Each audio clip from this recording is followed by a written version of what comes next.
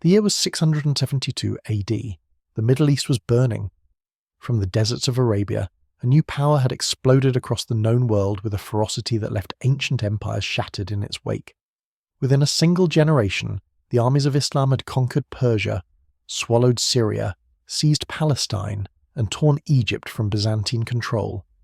Now they turned their eyes toward the ultimate prize, Constantinople, the city that stood as the last great bastion of Roman civilization, the jewel of Christianity and the gateway to Europe itself.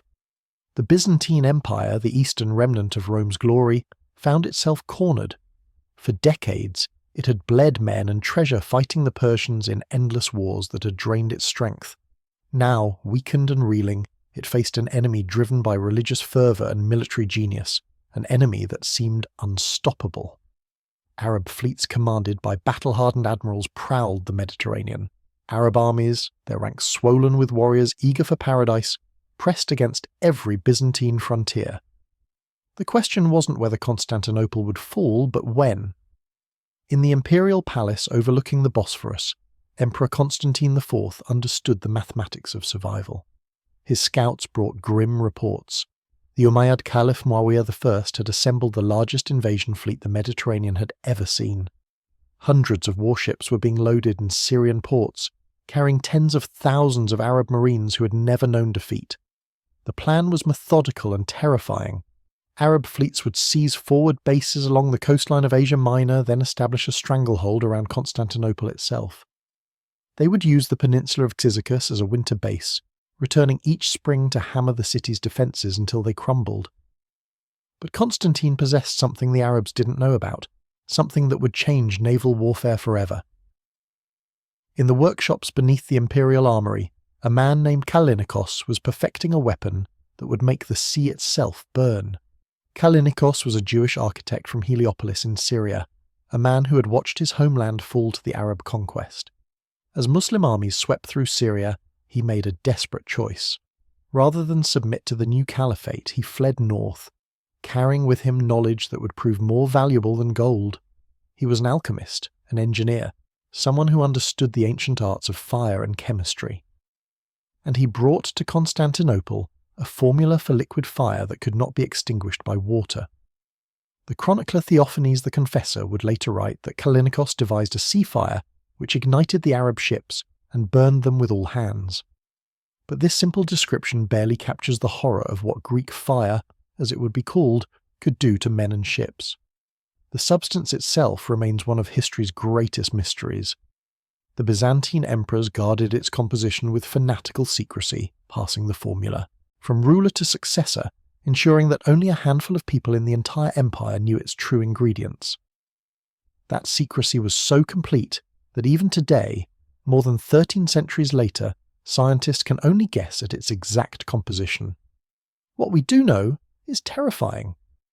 Greek fire was a petroleum-based liquid that burned at temperatures exceeding 1000 degrees Celsius. Unlike ordinary fire weapons of the ancient world, pitch or oil that could be doused with water, Greek fire seemed to feed on water itself. Throw water on it and the flames would intensify, spreading across the surface of the sea in sheets of liquid fire that clung to everything they touched. Wood, cloth, human flesh, nothing could escape its adhesive properties once the substance made contact. The delivery system was equally revolutionary.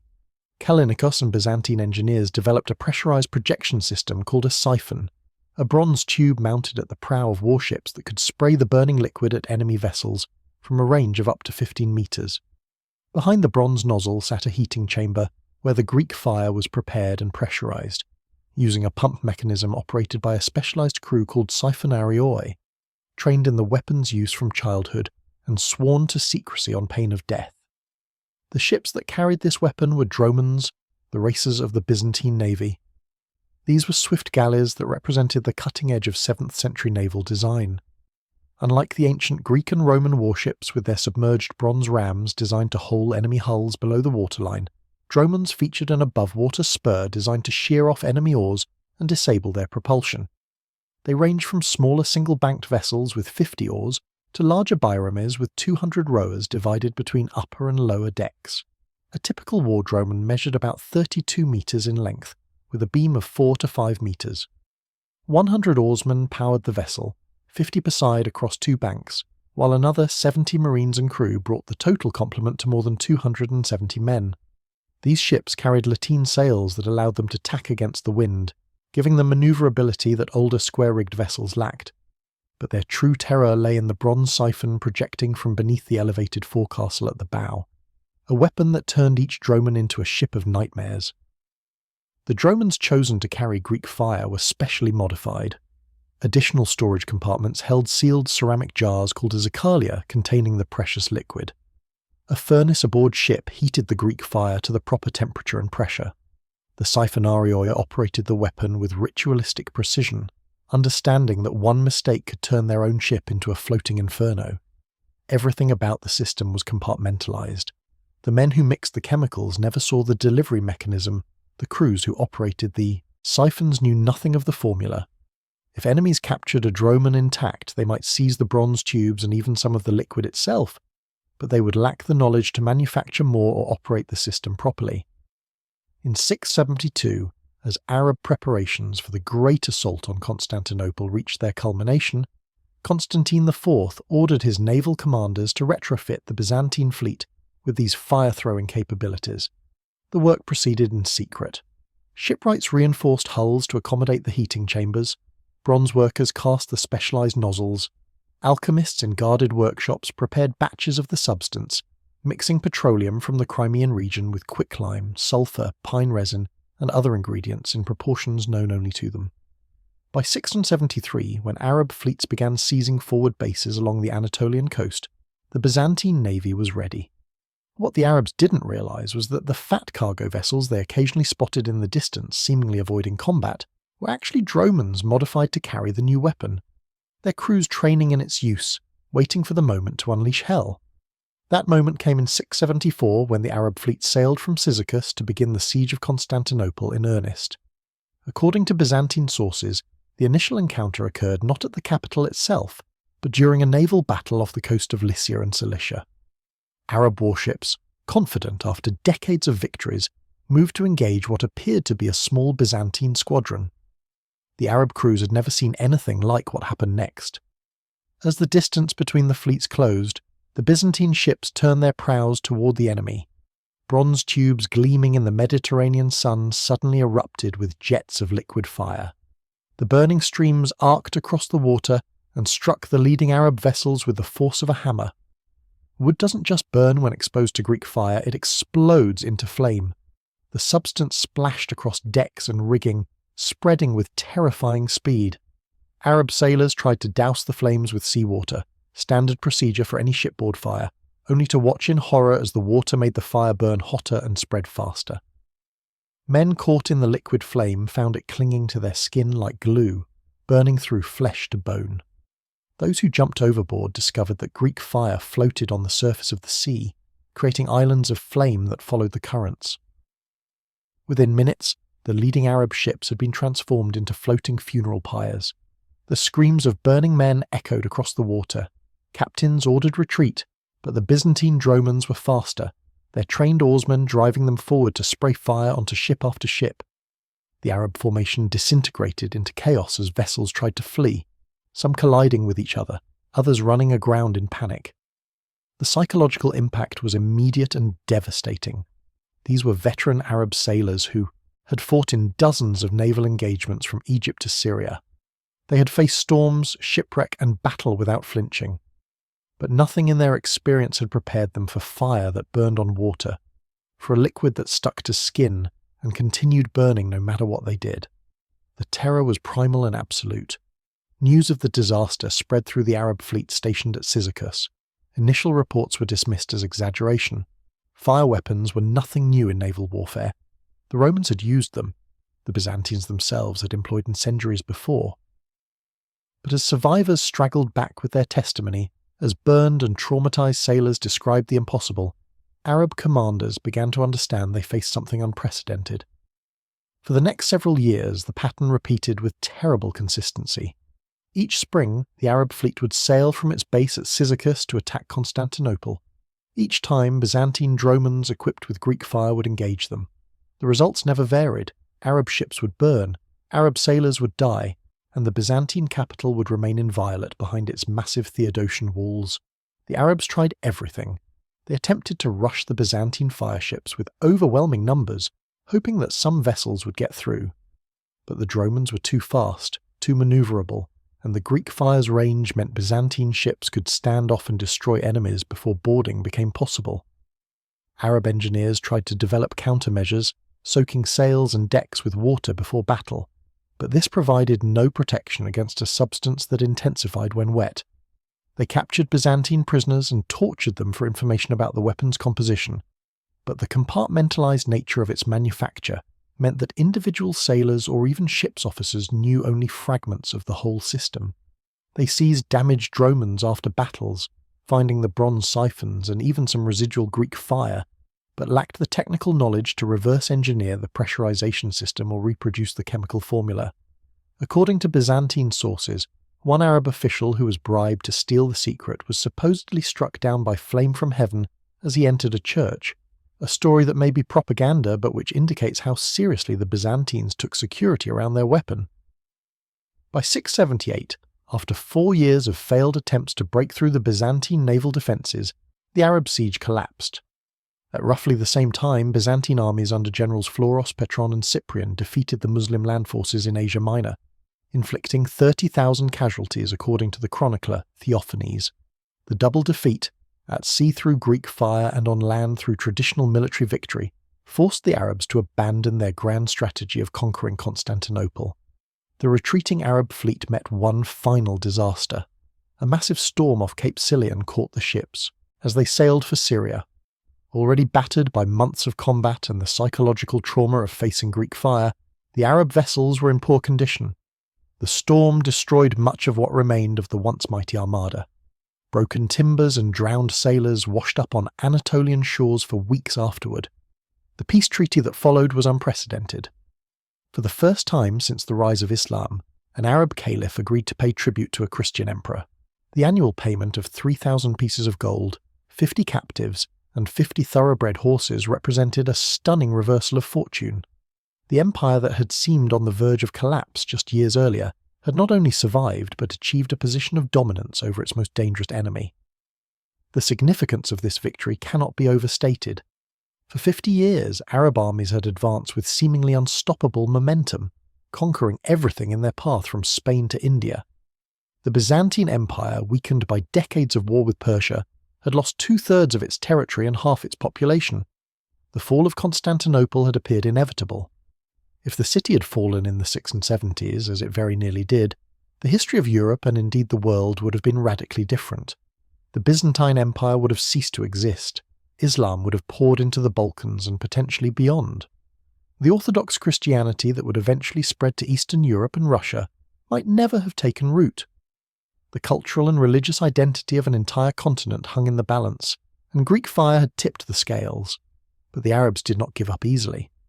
For nearly 40 years after the first siege, there was relative peace as the Umayyad Caliphate was torn by civil war and internal strife.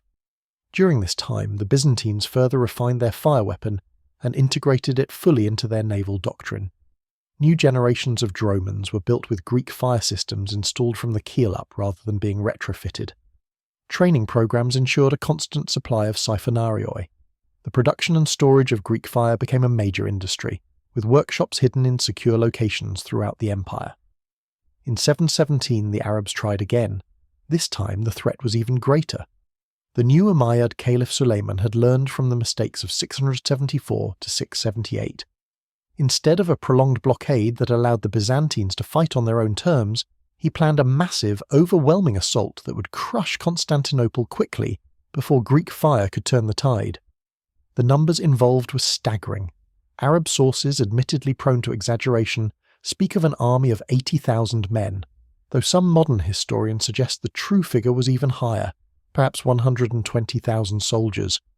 The fleet was even more impressive, 1,800 warships carrying another 80,000 infantry, sailors, and marines. Against this armada stood a Byzantine empire that had just emerged from 2 decades of near anarchy.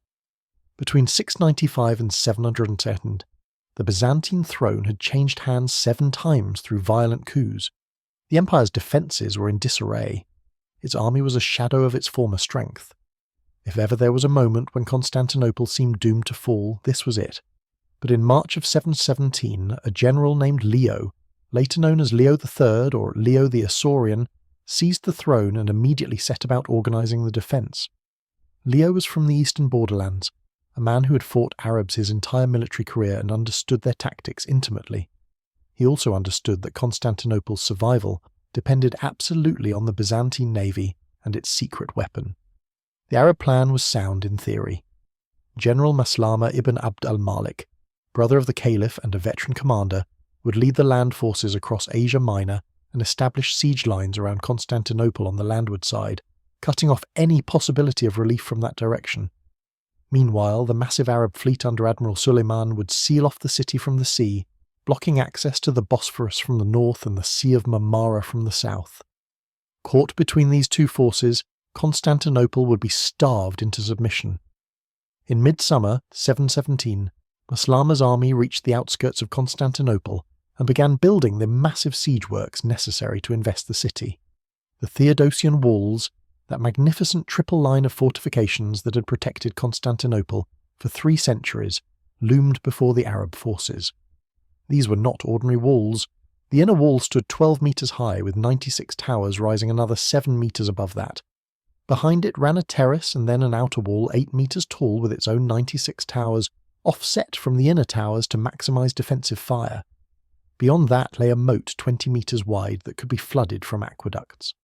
Assaulting such fortifications would be nearly impossible, so Maslama settled in for a long siege, confident that his fleet would complete the stranglehold by cutting off Constantinople's maritime supply routes. On September 3rd, 717, Admiral Suleiman received his orders. The Arab fleet was to sail north through the Sea of Marmara and establish a blockade across the entrance to the Golden Horn, the deep water harbour that gave Constantinople access to trade from the Black Sea. Once in position, the Arab ships would prevent any supplies from reaching the city from the north, while also blocking any potential Byzantine naval sorties. What neither Maslama nor Suleiman knew was that Leo III had been expecting this move. The Byzantine emperor had hidden his fleet inside the Golden Horn, out of sight behind the massive chain that stretched across the harbour entrance. As the Arab fleet approached, Byzantine scouts watched their progress from the towers of Constantinople. The intelligence they reported was almost too good to be true. The Arab sailors, many of whom had never navigated the treacherous currents around Constantinople, were struggling. The Sea of Marmara has peculiar hydrodynamics, where it narrows into the Bosphorus. Powerful currents sweep through the strait, and where the Bosphorus meets the Golden Horn, the water becomes particularly turbulent. The leading Arab ships, caught in currents they hadn't anticipated, began to lose formation. Some were swept toward shore. Others found themselves tangled with their companions as captains tried to correct their courses.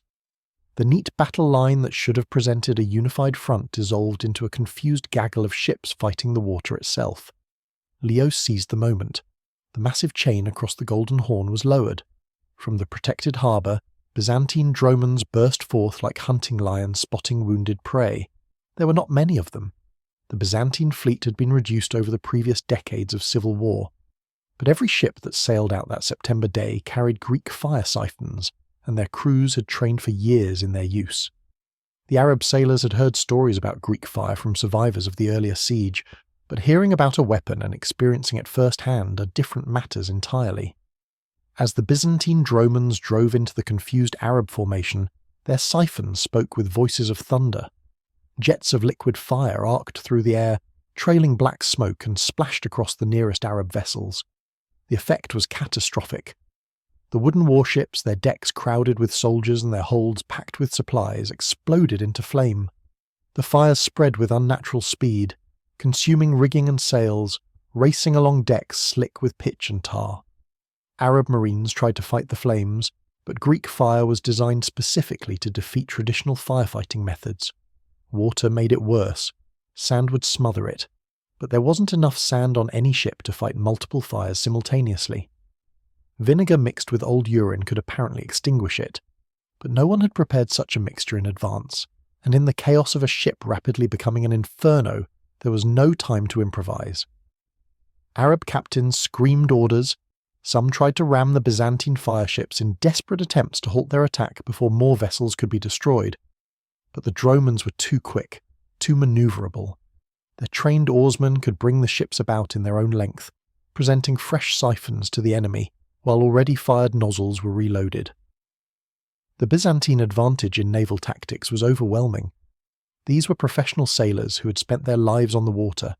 The Arabs, for all their courage and recent military successes, had only controlled significant naval forces for a few decades. Most of their ships were actually crewed by Christian Egyptians and Syrians, pressed into service after the Arab conquest.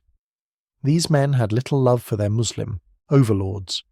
Within an hour, 20 Arab ships had been destroyed outright, consumed by Greek fire and sent to the bottom. More had been so badly damaged that they were abandoned by their crews. The Byzantine dromons, moving through the wreckage like sharks through a school of fish, captured vessel after vessel. The remaining Arab ships, their commanders recognizing that to stay meant death, fled south toward their main anchorage. The psychological victory was as important as the tactical one. Admiral Suleiman's fleet now refused to approach the Golden Horn. The northern supply route to Constantinople remained open. Instead of completing the naval blockade as planned, the Arab fleet anchored far to the south, unwilling to risk another encounter with the fireships. Over the following months, the strategic situation deteriorated rapidly for the Arabs. The winter of 717 to 718 was extraordinarily harsh by Mediterranean standards.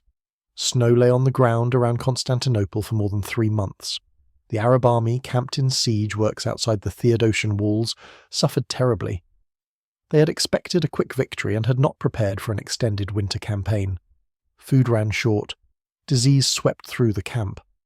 Maslama's soldiers, many of them from the warm climate of Syria and Arabia, froze in their tents. According to Byzantine sources, the Arabs were reduced to eating their own horses, camels and donkeys. Inside Constantinople, protected by their walls and supplied by sea through the route, kept open by Greek fire, the population endured with relative comfort. The granaries were full, the aqueducts brought fresh water, and every day that passed meant another day that the Arab army outside grew weaker. In spring of 718, desperate to turn the situation around, the Caliph sent reinforcements. 2 massive fleets sailed from Muslim-controlled ports, 400 ships from Egypt under a commander named Sufyan, and 360 ships from North Africa under a commander named Izid, all laden with supplies, weapons, and fresh troops. If these fleets could break through to the main Arab force, they might still be able to strangle Constantinople. But Leo III had prepared for this eventuality. He had agents throughout the eastern Mediterranean who brought him intelligence on Arab naval movements. When word reached Constantinople that the relief fleets were approaching, Byzantine diplomats went to work on their secret weapon. Many of the sailors aboard the Egyptian and African fleets were Coptic Christians, men who had been forced into service by their Muslim conquerors. These men had no desire to see Constantinople fall to Islam. If the Byzantine capital fell, they would lose any hope of eventual liberation. Byzantine agents, possibly priests who could move freely through the Muslim-controlled territories, made contact with key figures in both fleets. They promised safety and good treatment if the Christian sailors would desert to the Byzantine side when the opportunity arose. When the 2 relief fleets arrived in the Sea of Marmara and anchored along the Asian shore, the Egyptians at the Gulf of Nicomedia and the Africans near Chalcedon, they maintained careful distance from the Byzantine-controlled waters. Their commanders were cautious, not wanting to suffer the fate that had befallen Admiral Suleiman's ships the previous September.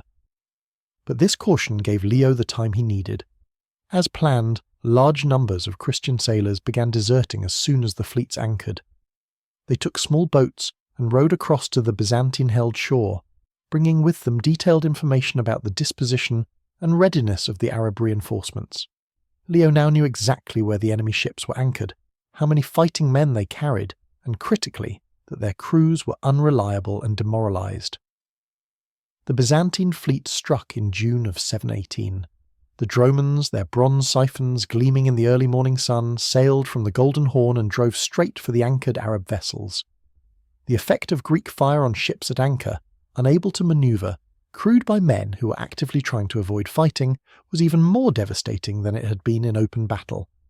The Egyptians, already depleted by mass desertions, barely put up resistance. Byzantine fireships moved along their anchored lines, spraying Greek fire onto one vessel after another. The fire spread from ship to ship as burning rigging fell onto neighbouring vessels. Within hours, the entire Egyptian contingent had been destroyed or captured. The smell of burning wood, tar and human flesh hung over the Sea of Marmara like a pall. The African fleet, witnessing the destruction of their Egyptian counterparts, attempted to flee, but there was nowhere to go. The Byzantine dromons were faster and more manoeuvrable than the heavy Arab warships. One by one, the African vessels were run down and set ablaze. A few managed to beach themselves on the Asian shore, but these were then attacked by the crews themselves, Christian sailors who had waited for this moment to turn on their Muslim officers. By the end of June, both relief fleets had been annihilated. Thousands of Arab soldiers and sailors had died in the flames. Hundreds more had deserted the Byzantines, and the main Arab army outside Constantinople, which had been counting on these supplies and reinforcements, found itself in an impossible position. The final blow came from an unexpected direction. The Bulgar Khan Tervel, who ruled the tribes north of Constantinople, had been watching the siege with interest. Leo III, understanding that he needed all the help he could get, had signed a treaty with Tervel the previous year, possibly including military alliance against the Arabs. Now, with the Arab forces weakened by winter, disease, and failed naval operations, Tervel struck. Bulgar warriors attacked the Arab siege lines from the rear. A foraging party of 5,000 Arab soldiers was ambushed and massacred. Maslama found his army trapped between the walls of Constantinople, the Byzantine fleet that controlled the sea, and hostile Bulgar forces cutting off retreat. The situation had become untenable. On August 15, 718, exactly 1 year after the siege had begun, Caliph Umar II, who had succeeded Suleiman after the latter's death from illness, ordered a full withdrawal. The Arab army began its retreat, harassed every step of the way by Bulgarian cavalry. According to Byzantine sources, 30,000 Arab soldiers were killed by the Bulgars before the remainder could escape. The Arab fleet, what little remained of it, also attempted to withdraw.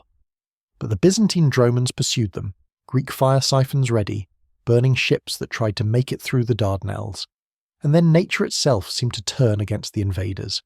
A massive storm struck as the Arab remnants sailed south towards Syria.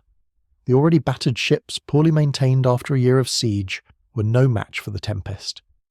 Byzantine chroniclers, who may have exaggerated for effect, claimed that only 5 galleys survived out of the hundreds that had set sail from Muslim ports. The second Arab siege of Constantinople was over. The defeat was total, absolute, and devastating for the Umayyad Caliphate. They had assembled the largest invasion force in history to that point, more men and ships than even Alexander the Great or Rome at its height had commanded, and they had been comprehensively crushed. Greek fire had played the decisive role. Every major naval engagement had been determined by the Byzantine secret weapon. The psychological terror it inspired, the tactical advantage it provided, and the strategic flexibility it gave the defenders made the difference between survival and annihilation. The historical consequences of this victory rippled across centuries. The Umayyad Caliphate never again attempted to conquer Constantinople. Future Muslim rulers would lay siege to the city, most notably the Ottomans, who finally succeeded in 1453. But the era of Arab expansion into Europe had ended. Historians have compared the significance of the 717-718 siege to the Battle of Tours in 732, where Frankish forces under Charles Martel stopped Arab expansion in Western Europe. Together, these two battles ensured that Europe would remain predominantly Christian rather than becoming part of the Islamic world. The Byzantine Empire, which had seemed on the verge of extinction, experienced a renaissance. Leo III used his prestige from the victory to reform the empire's administration, strengthen its defences, and stabilise the currency. The Isaurian dynasty he founded would rule for nearly a century. The empire recovered lost territories, rebuilt its military, and returned to prominence in Mediterranean affairs. Without Greek fire, none of this would have been possible. The weapon itself continued to play a crucial role in Byzantine military operations for centuries. In 941, when a Rus fleet of longships attacked Constantinople, Greek fire again proved decisive. The Byzantine chronicler describes how siphons were mounted not just at the prows of dromons but also amidships, and even at the stern, creating killing zones from which the enemy could not escape. the Rus warriors, Vikings who feared nothing on earth, reportedly leaped overboard in terror rather than face the liquid fire. Anna Komnene, the Byzantine princess and historian who wrote in the 12th century, described Greek fire projectors shaped like the heads of lions or other beasts, gilded and mounted on the bows of warships, breathing flame from their bronze mouths. These decorative touches added to the psychological impact of the weapon, transforming the dromons into floating monsters that vomited fire. Yet despite its continued use, the exact formula for Greek fire was never written down. The secret passed orally from emperor to emperor, from master scenarios to apprentice, always in fragments, never as a whole. This obsessive secrecy was both a strength and a weakness. It prevented enemies from copying the weapon, but it also made the knowledge vulnerable to being lost. By the 14th century, references to Greek fire disappear from Byzantine records. Whether the formula was genuinely lost, or whether the Byzantines had lost access to key ingredients like the petroleum from Crimea, or whether new technologies like gunpowder rendered it obsolete, no one knows for certain. Modern attempts to recreate Greek fire have met with mixed results. Experiments using petroleum, sulfur, quicklime, and pine resin have produced substances that burn on water and resist dousing, but none have fully matched the properties described in ancient sources. The pressurization and heating system remains particularly mysterious. Modern reconstructions tend to explode or fail to maintain pressure, suggesting the Byzantines had engineering knowledge that has been lost. What remains beyond dispute is the impact Greek fire had on history. A refugee alchemist from Syria, fleeing the Arab conquest of his homeland, brought to Constantinople a weapon that saved Christian Europe from Muslim conquest. The liquid fire that burned on water, that could not be extinguished by conventional means, that struck terror into the hearts of the mightiest warriors of the age, turned the tide of war at a moment when the tide seemed destined to sweep the Byzantines away. The Arab sailors who survived encounters with Greek fire never forgot it. They called it Roman fire, acknowledging that the Byzantine Empire was the legitimate successor to Rome. In later Arab chronicles and poetry, the weapon took on almost mythical qualities. Tales of the sieges of Constantinople influenced Arabic epic literature, appearing in stories from the 1001 Nights and the 101 Nights. The commander of Maslama's bodyguard during the 717-718 siege, Abdallah al-Batal, became a celebrated figure in Arab and Turkish poetry as Batal Ghazi, with the failed siege transformed in legend into a kind of victory where the Arab general symbolically entered Constantinople before withdrawing voluntarily. On the Byzantine side, the deliverance of Constantinople through Greek fire took on religious significance. The victory was attributed not just to military prowess, but to divine intervention. Mary, the mother of Christ, was believed to have protected the city. Icons and churches commemorated the miracle of survival. The weapon itself became almost sacred, a gift from God to preserve the Christian empire against the infidel. Emperors swore oaths never to reveal the secret or allow the weapon to fall into enemy hands, treating violations of this oath as both treason and blasphemy. This religious dimension added another layer to the weapon's secrecy. In Byzantine political philosophy, the empire was God's kingdom on earth, and the emperor was God's vicegerent. Greek fire, in this worldview, was a divine gift entrusted to the true faith. To share it with outsiders would be to betray God's trust. Emperor Romanos II, who ruled from 959 to 963, declared that three things must absolutely never reach foreign hands: the Byzantine imperial regalia, any royal princess, and Greek fire. As it turned out, the first two were occasionally given to foreign rulers as diplomatic gifts, but never the third. The secret was kept for more than 7 centuries, an extraordinary achievement in an age when empires rose and fell, armies marched and retreated, and diplomatic treachery was commonplace. The strategic importance of naval supremacy based on Greek fire cannot be overstated. The Byzantine Empire was, in effect, a maritime empire. Constantinople itself sat at the junction of Europe and Asia, commanding the straits that connected the Black Sea to the Mediterranean. Control of these waters meant control of trade routes that stretched from the steppes of Russia to the markets of Italy. The empire's survival depended on its ability to project naval power, to protect its islands, to supply its coastal cities, and to prevent enemies from using the sea as a highway for invasion. Greek fire gave the Byzantines a decisive advantage in this maritime environment.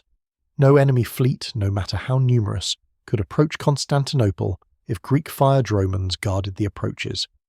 This meant the empire could concentrate its limited military resources on land frontiers, knowing the sea lanes were secure. It meant Byzantine merchants could trade without fear of piracy, generating the tax revenues that funded the state.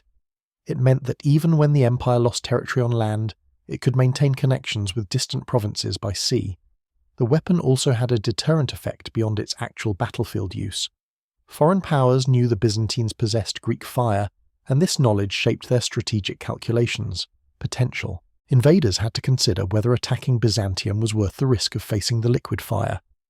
In many cases, the answer was no. Wars that might have been fought never occurred because adversaries chose not to provoke an empire armed with such a fearsome weapon. Yet for all its power, Greek fire had limitations. It required favourable weather conditions to be most effective. Strong winds could blow the flame back onto the ships firing it, a disaster that reportedly occurred on several occasions. Rough seas made the delicate operation of the siphons difficult or impossible. The weapon worked best in the relatively calm waters of the Mediterranean, especially the enclosed seas like the Marmara, less well in the open ocean. This geographical specificity meant Greek fire was ideal for defending Constantinople and operating in the Aegean, but less useful for distant expeditions. The weapon also required significant logistical support. The petroleum base had to be imported from distant sources, likely the Crimean region. The other ingredients, sulfur, quicklime, resins, had to be gathered and processed. The manufacturing process was dangerous, with explosions and fires being constant risks. Storage of the finished product required specialized ceramic containers that wouldn't react with the volatile liquid. And the personnel who operated the system needed years of training. A Byzantine droman equipped with Greek fire represented a massive investment of resources, time, and specialized knowledge.